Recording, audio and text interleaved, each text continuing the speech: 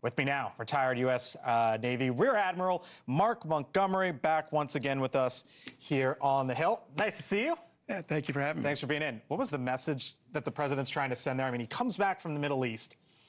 As Javier Milei is about to walk into the Oval Office, I don't think it's connected to that unless you feel otherwise. But as all that's happening, he posts on his Truth Social feed, oh, by the way, here's another one of these.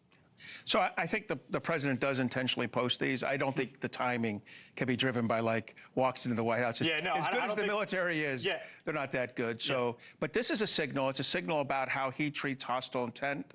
This is a reinterpretation. I spent my career several times. I did counter-narcotics deployments, Coast Guard flag, Coast Guard detachment, a truly law enforcement operation. He is taking a different tack on this and treating it like hostile intent, and then holding those drug runners accountable. You mentioned your career, son of a career naval officer. You were, just so our audience knows, you were assigned to the National Security Council for Director of Transnational Threats at one point. You know what you're talking about with this stuff. Is this the way to go about it? So again, I treat this more as a law enforcement.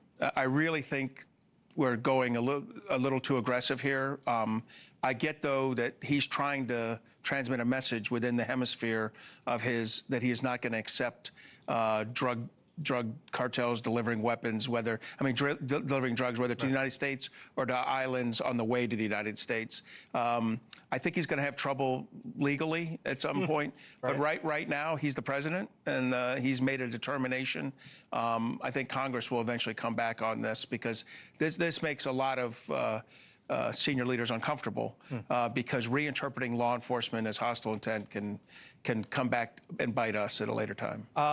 To Robert Sherman and what he reported in the Middle East, the developments that the president walked back into the White House at like 2:55 in the morning, and then gets back up around as Javier Milei there in the cabinet room, and he starts answering questions. And it was pretty clear to me, Admiral, that Trump was not thrilled that only at that point in time 4 of the hostage remains were back. Tonight we know it's 8, still 20 short of what Hamas had promised. You know, this is a transparency and credibility issue. I mean, Hamas transmitted that they could get 24, 26 of the 28 sets of remains. They've produced, in the time frame allowed, 4, a little later, now 8. I think there'll be more, but I think they're going to have trouble producing these remains over time in combat, burying them in certain places. This is going to be a problem, and it's going to be a big problem for Hamas and for the citizens of Gaza, because there's a point at which Prime Minister Netanyahu will feel compelled to take action. It's not there yet, and that's why the president's talking tough, because he would like this to go forward. He wants to go past phase 1, into phase 2, into phase 3, and really get to a solution here. And he recognizes Hamas's lack of credibility, lack of transparency, jeopardizes his long-term goals. How do you think Hamas receives what came out of the cabinet room today? Hopefully it's threatening, and they'll take action.